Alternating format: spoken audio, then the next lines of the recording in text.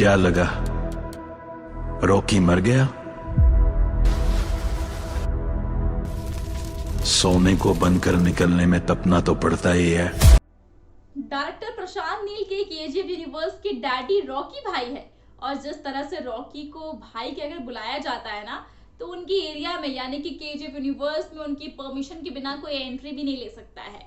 ये तो हमें चैप्टर 1 और चैप्टर 2 में मालूम चल गया था, पर उनके अलावा एंट्री देने का राइट सिर्फ प्रशांत नील के पास ही है, क्योंकि वो इस फर्म के कर्ता धर्ता जो है, उनकी वजह से ही सालार बने प्रभास इस यूनिवर्स में शामिल हो पाए हैं। पर आपको पता है, कुछ लोग कहते ना कि यश के होते हुए प्रभास को एंट्री नहीं मिल सकती थी। कहना क्या चाहते हो? दरअसल क्या है ना कि केजीएफ चैप्टर 3 अभी आने वाली है, तो उससे जुड़ी कुछ बातें सर्च करते हुए और सालार का क्या कनेक्शन हो सकता है ये देखते हुए हमें एक ऐसी बात सुनने को मिली कि सालार के लिए प्रशांत ने यश को ऑफर दिया था। लगा ना आपको 440 वोल्ट का झटका? मतलब सालार फिल्म की स्क्रिप्ट यश के पास ही गई थी, पर यश ने शायद इस बिग प्रोजेक्ट को करने से मना कर दिया।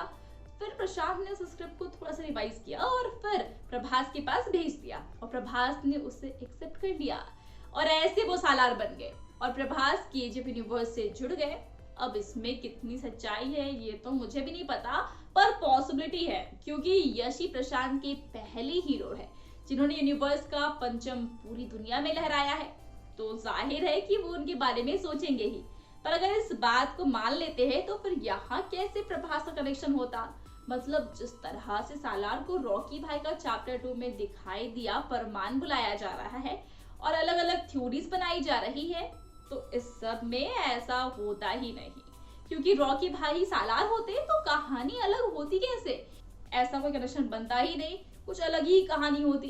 पर फिर भी इस बात में कितनी सच्चाई है ये तो प्रशांत नील ही जानते हैं। खैर चैप्टर 3 तो आने वाला है और रॉकी भाई भी आने वाले हैं। अब जिंदा होकर आएंगे या फिर फ्लैशबैक में आएंगे ये तो चैप्टर 3 देखने के बाद ही हमें मालूम चलेगा, पर वो आएंगे जरूर, ये तो पक्का है। क्योंकि पता है ना कि चैप्टर 2 में उस चाय वाले आदमी ने क्या कहा था, विजेंद्र इंगलांगी यानी कि प्रकाश राज से, आप गलत बता रहे हो साहब, क्योंकि उसने वो चैप्टर 3 का ड्राफ्ट देखा था और फिर सारी चीजें रिवर्स में जाने लगती है।